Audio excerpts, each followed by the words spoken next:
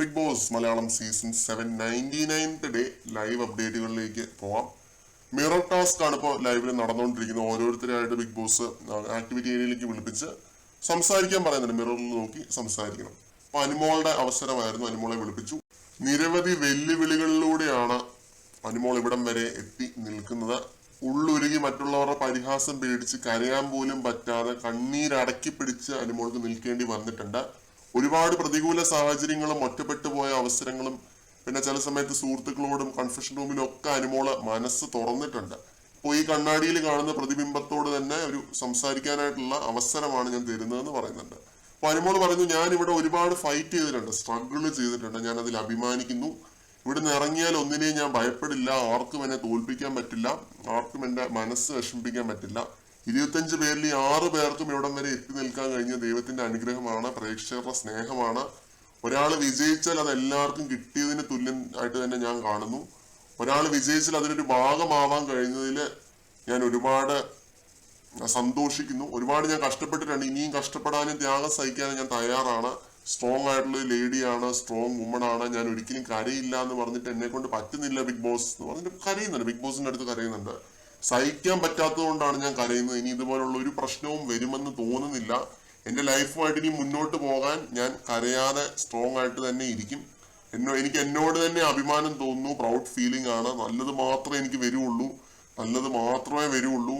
അനുമോൾക്ക് എല്ലാവിധ ആശംസകളും ഞാൻ നേരുന്നു എന്നൊക്കെ മിററിൽ നോക്കി പറയുന്നുണ്ട്. നല്ലത് മാത്രമേ ഞാൻ ചെയ്തിട്ടുള്ളൂ, ആരും നശിക്കണമെന്ന് ഞാൻ ആഗ്രഹിച്ചിട്ടില്ല.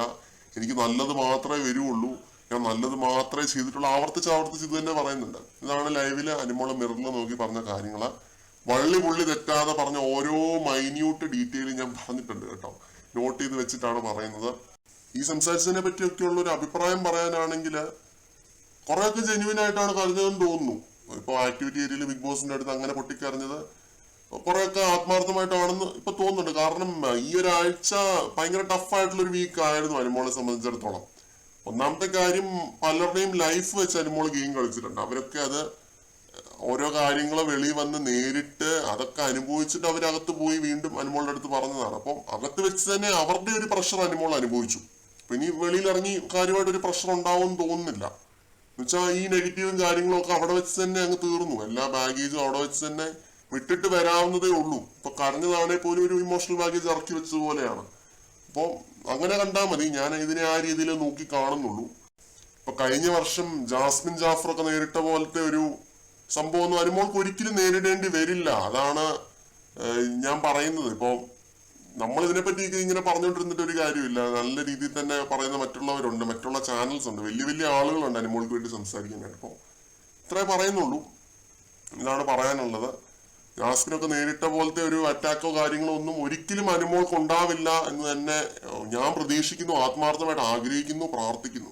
പിന്നെ ഇപ്പോൾ ഈ ഒരു മിറർ ടാസ്ക് അവസാനിച്ചു കേട്ടോ. അനുമോളോടുകൂടി ഇത് അവസാനിക്കുകയാണ്. 6 പേരും ഈ ടാസ്ക് ചെയ്തു കഴിഞ്ഞു. അക്ബറും അനീഷുമാണ് ഇന്നലെ ചെയ്തത്. ഇന്ന് ബാക്കിയുള്ള 4 പേരും ചെയ്തിട്ടുണ്ട്. അപ്പം ഇതായിരുന്നു ലൈവ് അപ്ഡേറ്റ്സ്. കൂടുതൽ അപ്ഡേറ്റ്സുമായിട്ട് വീണ്ടും വരാം.